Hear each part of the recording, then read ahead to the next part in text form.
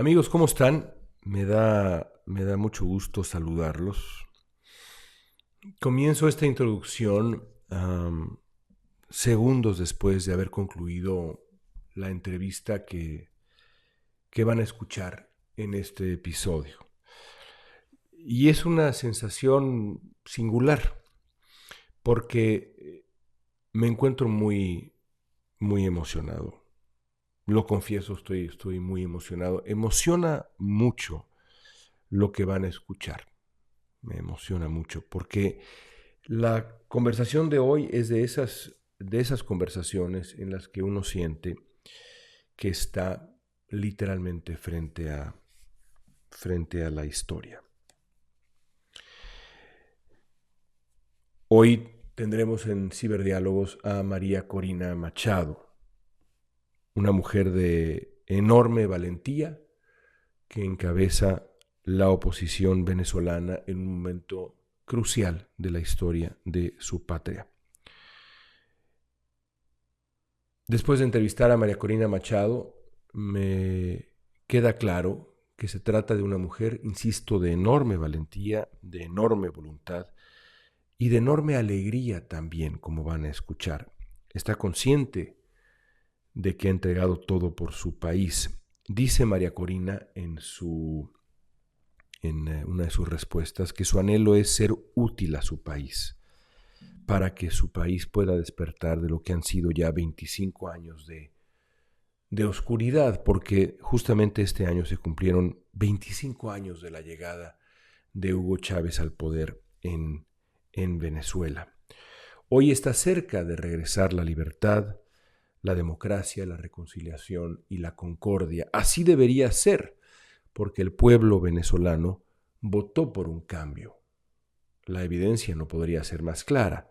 El pueblo venezolano votó por el candidato de la oposición, votó en contra del régimen de Nicolás Maduro, votó por un cambio.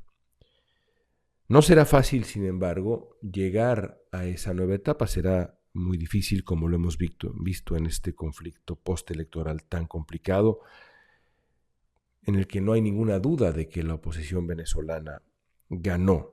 Y lo sabemos gracias al trabajo de la oposición venezolana.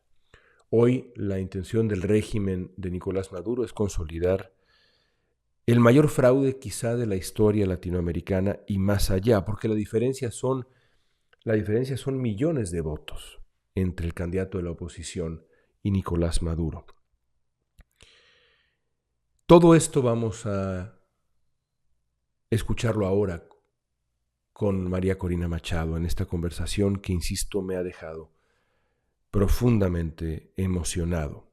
Espero que para ustedes también sea emocionante escuchar a María Corina Machado en Ciberdiálogos.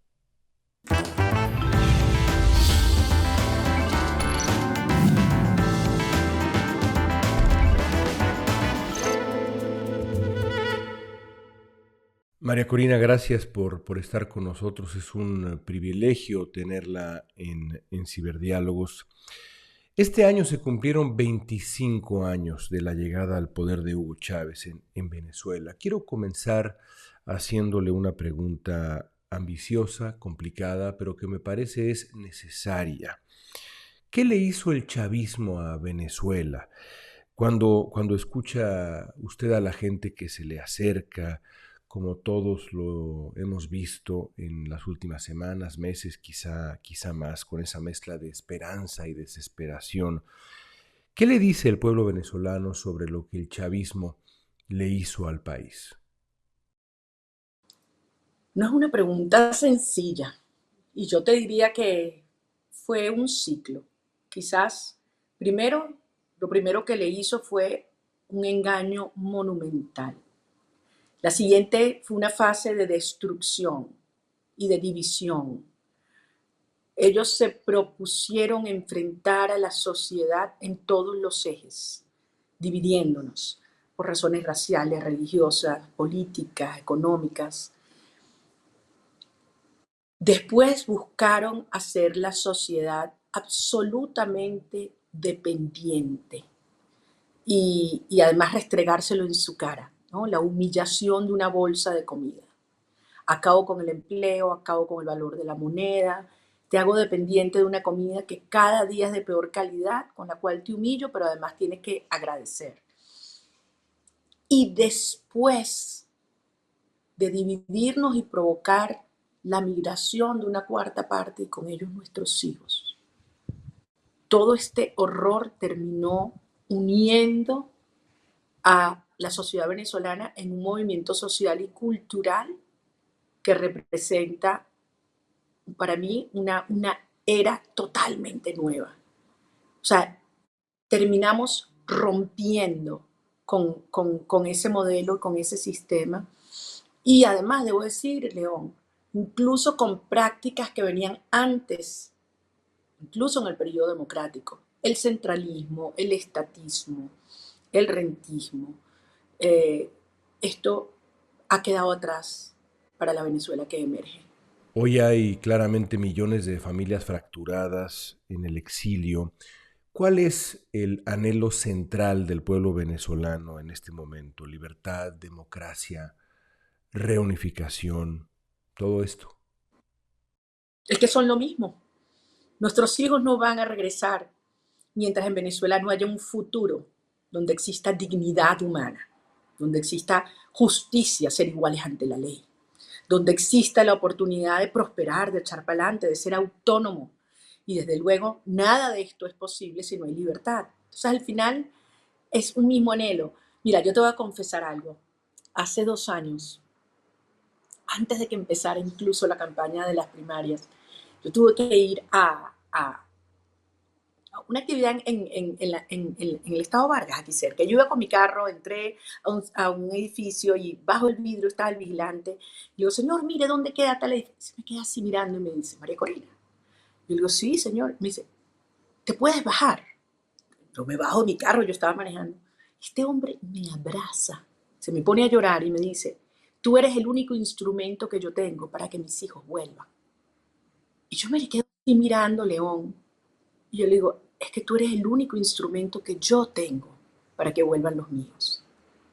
Y nos abrazamos a llorar juntos y algo me pasó a mí, mi alma, mi corazón, y yo le dije, esto es lo que nos une a todos.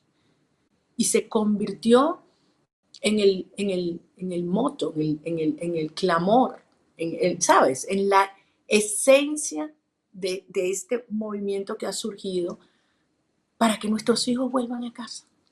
Hablemos de la elección del 2024, que es claramente histórica ya. La oposición está convencida de que estamos ante un fraude inmenso, un fraude descarado. La oposición ha dicho que las actas lo comprueban. Explíqueme por qué las actas comprueban el calibre de este fraude y el fraude mismo. A mí me gusta ponerlo de esta manera. Los venezolanos y el mundo tenemos la prueba de la victoria de las fuerzas democráticas. Fíjate, en 25 años han habido más de 30 elecciones y en todas ha habido algún grado de fraude.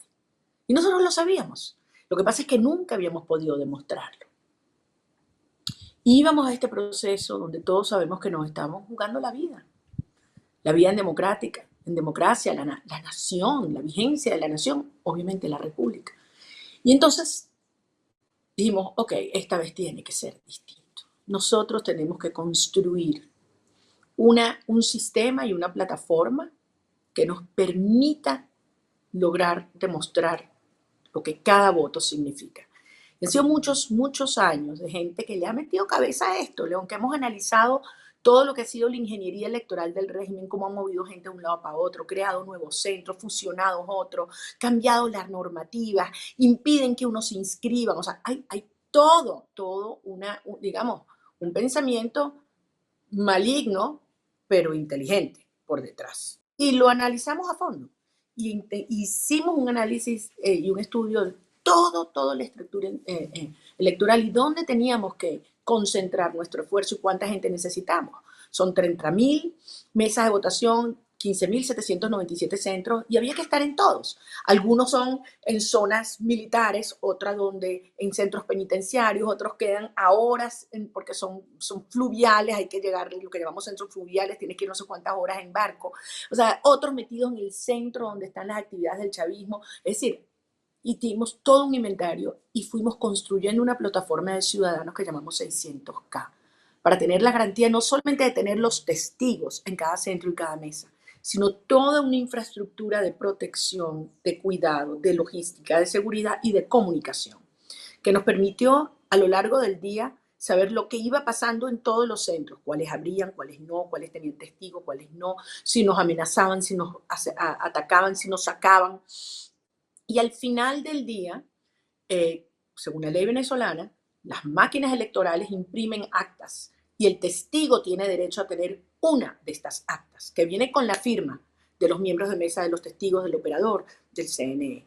Esas actas tienen un código QR único y nosotros desarrollamos una aplicación para leer el QR y en tiempo real ir reportando lo que eran los resultados. Fue difícil porque a muchos de nuestros testigos la orden que vino del CNE, del Consejo Nacional Electoral, era expulsarlos, que no nos dieran las actas. Y pasó algo muy particular. Tanto funcionarios del Plan República en la base como efectivos del Plan República, que es la operación militar para proteger la elección, colaboraron con nosotros. Es decir, desobedecieron las órdenes.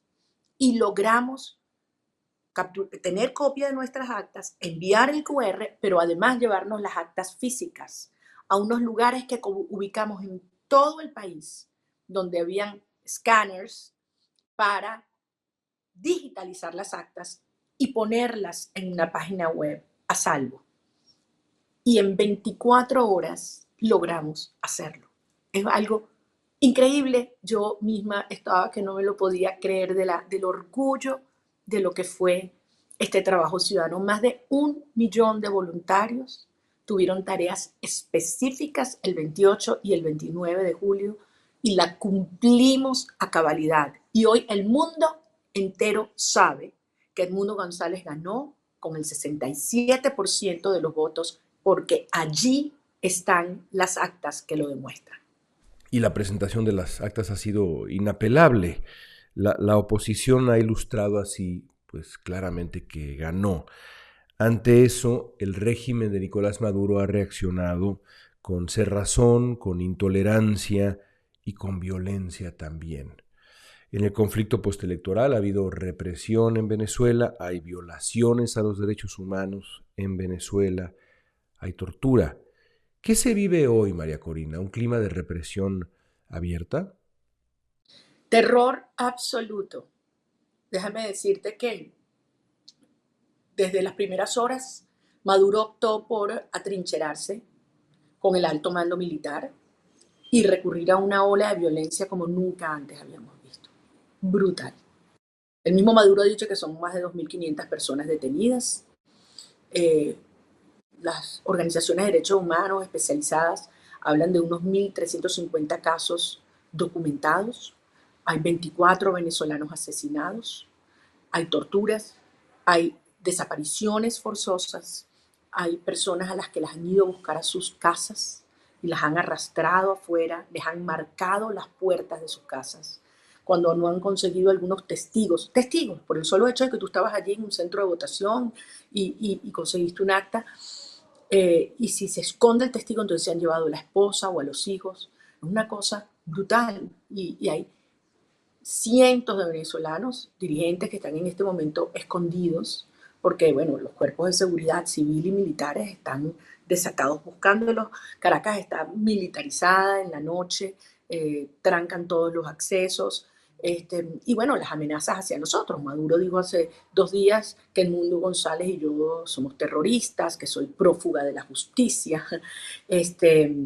Y bueno, evidentemente lo que quieren es aterrorizar a la población y que se detenga la protesta pacífica y legítima. Pero eso no va a pasar, León. No va a pasar. Nosotros no vamos a dejar de luchar hasta que se respete la soberanía popular que se expresó el 28 de julio en los votos. Quiero examinar un poco más este fenómeno de la represión en el conflicto postelectoral. ¿Hay participación cubana en esa campaña de represión? ¿Qué papel está jugando Cuba en esta campaña de violencia, de represión? Bueno, de hecho, hay serias denuncias de organizaciones de derechos humanos nacionales e internacionales en esta materia, en el sentido de que varias de las víctimas han reportado eso. Eh, Nosotros sabemos desde hace mucho tiempo que Cuba ha tenido eh, incidencia terrible en múltiples áreas, ¿no? Una es precisamente esta, los métodos de represión, de persecución, de espionaje y de tortura. Y vimos cosas verdaderamente desalmadas en estos últimos días. A todo esto, la reacción de los gobiernos latinoamericanos ha sido muy distinta entre sí. El gobierno de Chile, de izquierda, encabezado por Gabriel Boric, ha sido valiente y crítico frente a Maduro. El caso de México, Colombia, Brasil, también gobiernos de izquierda, ha sido, digamos, diferente y ha sido polémico. Le pregunto directamente, María Corina, ¿Colombia, México y Brasil están protegiendo al régimen de Nicolás Maduro? Yo creo que son tres casos distintos, si bien ha habido alguna coordinación entre ellos en estos últimos días. Yo más bien siento, León, que se está creando una posición casi unánime, en el sentido primero de no reconocer a Maduro. Salvo Honduras, Cuba, Nicaragua y Bolivia, ningún otro país de este hemisferio ha reconocido a Maduro. Ninguno. ¿No ve usted esa tentación en México, el gobierno mexicano, de reconocer a Maduro, de apoyarlo? Ahí voy, ahí voy. Por eso te digo que es distinta la posición de los otros, ¿no? Este, y es que la evidencia es tan abrumadora sobre la magnitud del fraude. O sea, el presidente del Consejo Nacional Electoral proclamó a Maduro con una servilleta, sin presentar un acta, ni una, contraviniendo la propia legislación venezolana que le da 48 horas para eso. Y dijeron que iban a presentar el acta en horas después, que eran días, ya van para 3 semanas y no las presentan porque ellos tienen las mismas actas que nosotros. Y si fabrican actas forjadas, pues bueno, nos estarán dando la evidencia del fraude porque lo vamos a poder demostrar también. Entonces, es evidente para el mundo entero que esta es la pretensión de fraude más grande en la historia de la humanidad. Pretensión, porque esto no se ha consolidado. Diga lo que diga Maduro, diga lo que diga Moroso. ¿Cuál es la nueva maniobra que quiere hacer el régimen? Como el CNE no puede dar los resultados, porque demostrarían nuestra victoria, entonces ellos se van corriendo a su Tribunal Supremo de Justicia, que controlan para que, pasando por encima de la Constitución, digan que ellos van a resolver este conflicto. Es decir, que la sala electoral, 3 magistrados, ignoran, pisotean la Constitución y dicen que son ellos los que deciden, cuando todos los juristas venezolanos han dicho que eso es absolutamente inconstitucional.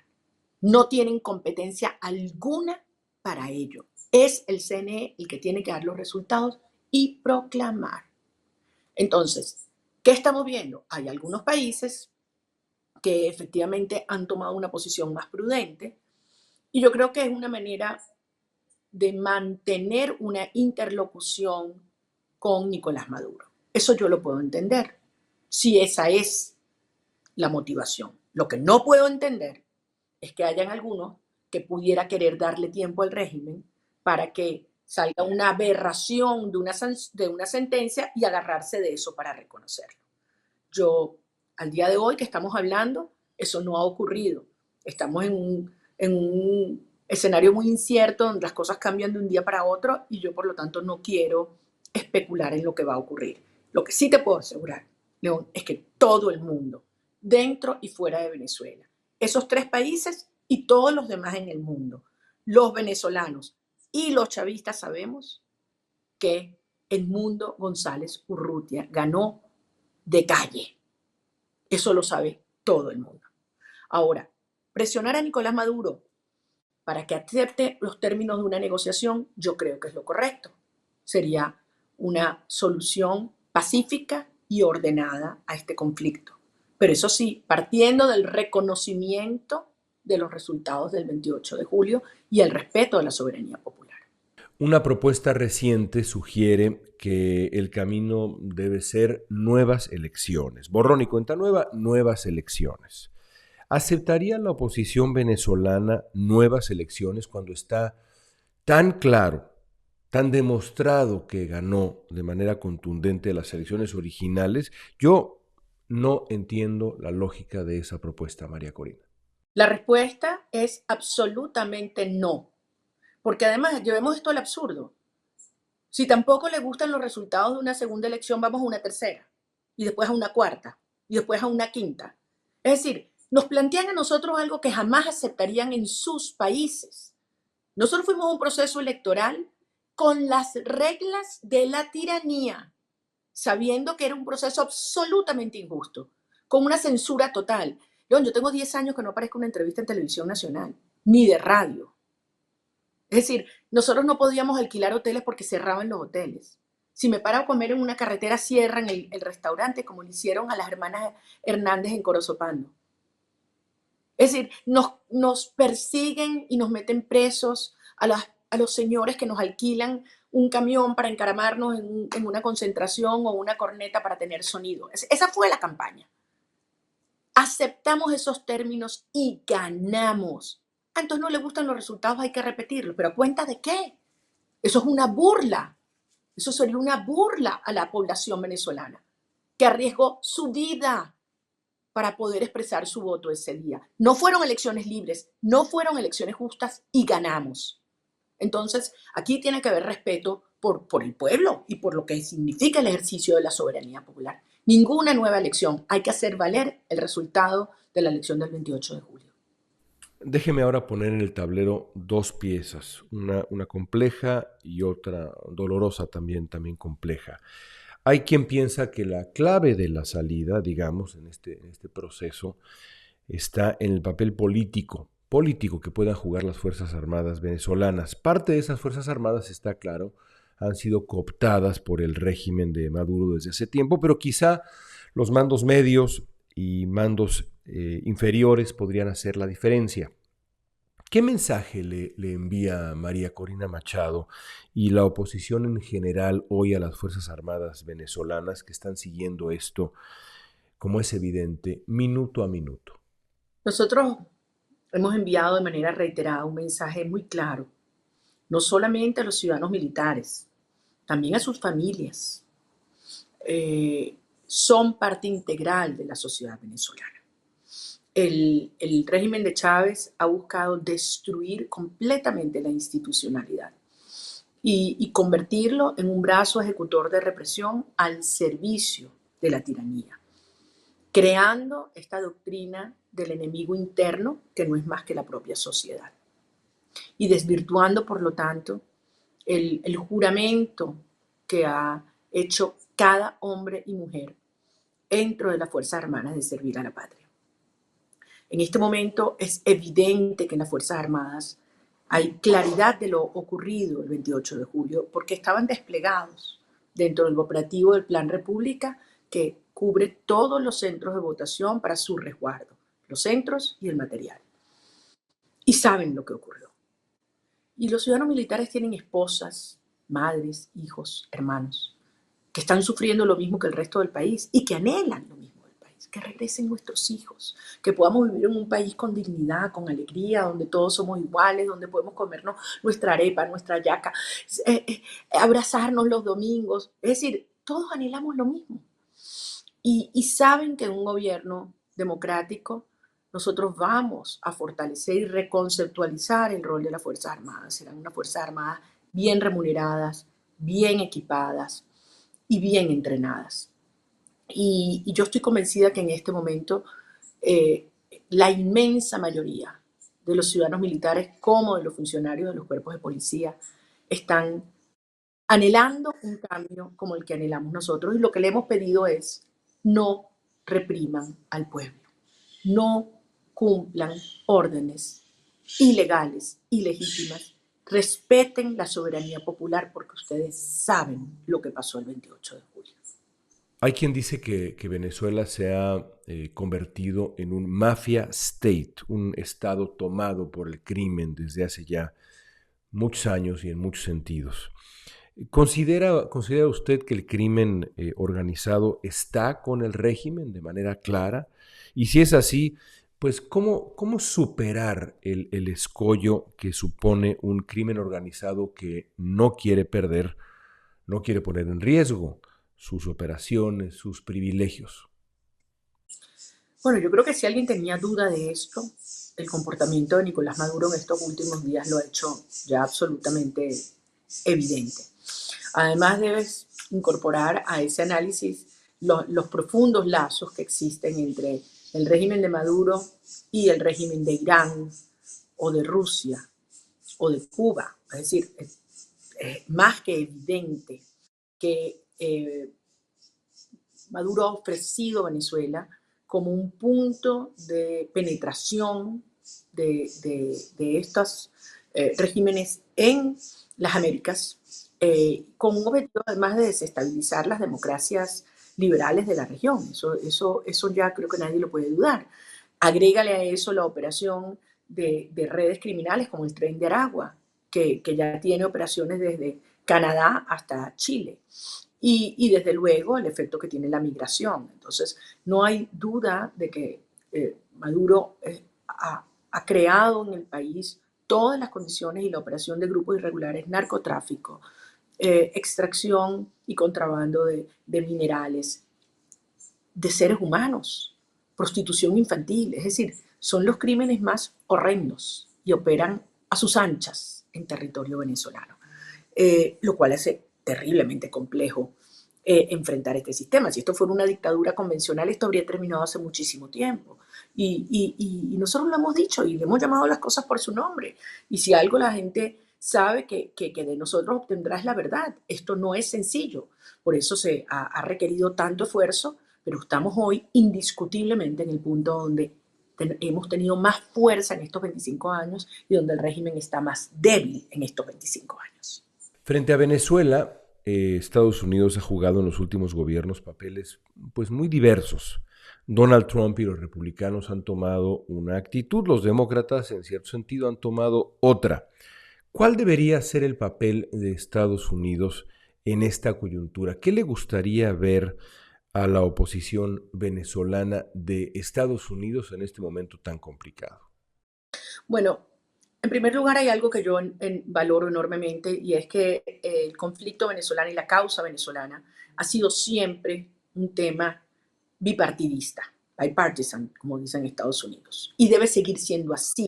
Y lo es porque hay plena conciencia en los líderes de ambos partidos que es el conflicto prioritario a los efectos que existe en este continente, a los efectos de la seguridad nacional y la seguridad hemisférica. Y por el tema de la migración. Es decir, ya hay 8 millones de venezolanos que han salido. Si Maduro se quedase a la fuerza, León, podríamos estar viendo en cuestión de meses 3, 4, 5 o más millones de venezolanos saliendo. Y no los van a poder reprimir. Y van a pasar por Colombia y por el Darién y por México. Y van a estar en la frontera de Estados Unidos. Por el contrario, en la medida que los venezolanos vemos una esperanza, tú ves cómo la migración bajó en los últimos meses. Porque la gente, incluso muchos de los que se han ido, quieren volver. Entonces, esto es una prioridad. Y yo sí creo que en Estados Unidos debe mantenerse, y yo allí no creo que es una política versus la otra. Yo creo que son las dos. Yo creo que hay que reducir los costos de salida y hay que incrementar los costos de permanencia. Hay que hacer las dos cosas, a los efectos de que Maduro entienda que su mejor opción es una salida negociada. Hablemos del futuro posible. ¿Cómo vislumbra María Corina Machado estas, digamos, primeras medidas de un nuevo gobierno en Venezuela? ¿Cómo serían en términos muy generales los primeros pasos de reconstrucción, concordia, reconciliación? Incluso pregunto, ¿qué papel tendrían en esa nueva Venezuela, en esa nueva etapa, los remanentes políticos del chavismo que estarán ahí? Bueno, Yo me voy a ir primero para más adelante y después regreso. El futuro de Venezuela lo veo luminoso. Yo siento que nosotros somos hoy una mejor sociedad y mejores personas. Hemos cometido errores todos, hemos tenido caídas durísimas, estrepitosas y nos hemos levantado y hemos aprendido. Y yo creo que hoy como nunca es una sociedad dispuesta a asumir corresponsablemente cada quien lo que nos toca en la reconstrucción del país, con pilares republicanos, éticos y liberales muy sólidos. Y creo que eso nos aglutina alrededor de un conjunto de consensos republicanos que son indispensables y que nunca como hoy yo siento que había una generación que los comparte. Dicho esto, nos va a tocar una transición complejísima. Yo creo que no había otra tan complicada porque Venezuela no queda una sola institución de pie. Entonces nosotros tenemos una crisis humanitaria compleja, tenemos una crisis de servicios públicos, tenemos una crisis de seguridad ciudadana, tenemos una crisis de soberanía, tenemos una crisis financiera, tenemos una crisis económica. O sea, todo a la vez, todo a la vez, sin una sola institución. Venezuela está en el último lugar en materia de Estado de Derecho a nivel global, en el último lugar, según el World Justice Project. Entonces, uno dice, ¿por dónde tú arrancas? Y la verdad es que hay que hacer muchas de estas cosas a la vez. Y el eje de todo esto es la confianza, León. Es reconstruir los vínculos de confianza como lo hemos ido haciendo entre ciudadanos a lo largo de estos largos meses de lucha y construir confianza hacia las instituciones que deben emerger de este proceso. Transmitirle a todos los venezolanos, a todos, los que están afuera, los que estamos aquí, los que votaron por nosotros y los que no, que esto va a ser un gobierno de unidad nacional y donde va a prevalecer la inclusión y el mérito, y que estamos dispuestos a hacer lo que haya que hacer para poner a Venezuela de pie, a valer y a volar. Y vamos a necesitar, desde luego, mucha ayuda de tantos países latinoamericanos, pueblos con los que nos unen profundos vínculos, como es el caso de México, y desde luego con sus instituciones. Cierro con dos preguntas rápidas. ¿Confrontó usted directamente a Hugo Chávez? ¿Lo conoció?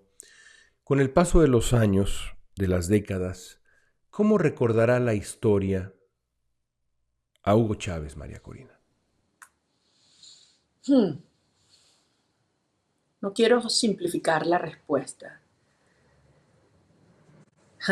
Si soy benigna, te diría, tuvo una gran oportunidad y lo convirtió en una tragedia.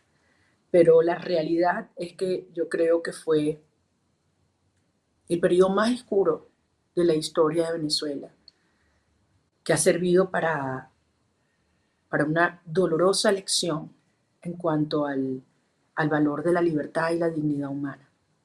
Hoy, los venezolanos como nunca antes valoramos la libertad, valoramos el poder vivir en tu país y el poder tener tu familia unida. Esa ha sido una muy dolorosa lección. Y por último, ha dicho que para usted la lucha es hasta el final, hasta el final. Para usted, para la oposición, pero sobre todo para usted. Hay gente a la que le preocupa su seguridad, y no solo la de usted, pero la de usted. ¿Es sostenible permanecer en resguardo? Le pregunto, ¿qué quiere decir una lucha hasta el final, María Corina? Y quizá es justo también, pues, preguntarle a usted, ¿cómo quiere ser recordada? Bueno, ¿hasta cuándo esto va a durar? ¿Qué va a pasar? Yo le digo a mis hijos siempre y a mis compañeros, un día a la vez, un día a la vez. Miren todo lo que hemos logrado. Nos dijeron que era imposible levantar un país y volverlo emocionar, lo hicimos. Nos dijeron que era imposible hacer unas primarias para legitimar un nuevo liderazgo, lo hicimos. Me dijeron que era imposible que yo participara y ganara, lo logramos. Que era imposible que tuviéramos una elección con un candidato unitario frente a Maduro, lo hicimos. que era imposible demostrar el fraude y nuestra victoria, lo logramos. Entonces, pensemos todo lo que hemos hecho, estamos en una etapa compleja y lucharemos el tiempo que haga falta y estamos tratando que sea lo más rápido posible. Todos tememos por nuestra seguridad, todos, hoy en día. Y es un momento donde hay que actuar con prudencia, con responsabilidad, pero también con audacia y con firmeza, porque es lo que el país se merece y lo que les hemos prometido. Y yo quiero ser recordada como una persona que sirvió a su país, que fue útil para lograr el propósito de la liberación de Venezuela y de la unificación de nuestras familias. Y yo siempre se lo digo a mis hijos, que espero que algún día ellos me perdonen, porque a ellos tres en particular les ha tocado una cuota dura y uno como mamá nunca se quita esa culpa de haber fallado, de no haber estado en determinados momentos, en hacerles pasar la angustia que en esta hora están viviendo. Pero al final saben que es por ellos, para ellos y para todos los venezolanos, porque al final aquí yo siento que tengo millones de hijos y mi anhelo es que les vamos a dejar como legado un país del que se van a sentir súper orgullosos de ser venezolanos. Que así sea. Me emociona mucho escucharte, María Corina. Gracias. Gracias a ti, León. Hasta ahí la conversación con María Corina Machado. Al final de la charla me decía María Corina que ella espera que todo aquel que crea en la democracia y la libertad siga apoyando la causa del pueblo venezolano, siga defendiendo la causa del pueblo venezolano, siga respaldando lo que está tratando de lograr el pueblo venezolano en esta batalla, que queda claro es por su libertad, por su democracia, por la reunificación de las familias venezolanas en paz. Y cumplo con la promesa de decirlo porque habíamos ya parado de grabar y me pidió que sumara yo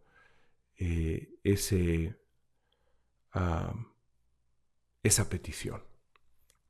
Y así lo hago, y también me parece que hoy más que nunca vale la pena y se justifica que les pida yo a ustedes que nos siguen, que escuchan y ven estas conversaciones en Ciberdiálogos, que compartan esta charla que tuvimos el día de hoy con María Corina Machado, porque me parece que la situación en Venezuela no solamente merece nuestro reconocimiento, sino también merece nuestro respaldo, porque la batalla por la libertad venezolana implica también una lección, como ya explicaba María Corina Machado, una lección no solamente para el pueblo de Venezuela que atraviesa por este momento tan difícil después de 25 años de destrucción, sino también para aquellos pueblos que se encuentran en otros momentos políticos, pero que pueden advertir también las amenazas a su andamiaje de libertades, a su andamiaje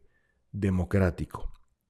Ahí están las lecciones y por eso hoy les pido que compartan esta conversación con sus amigos, con sus familiares, con sus colegas. Vale la pena, creo yo, escucharla una y otra vez. Síganos en redes sociales, por favor, en lo personal.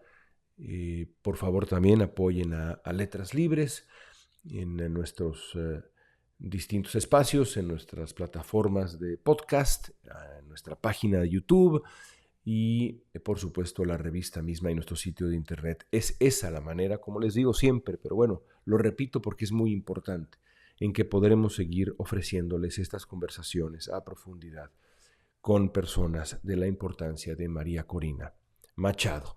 Regresamos el próximo lunes con otra charla. Gracias por estar con nosotros. Hasta la próxima.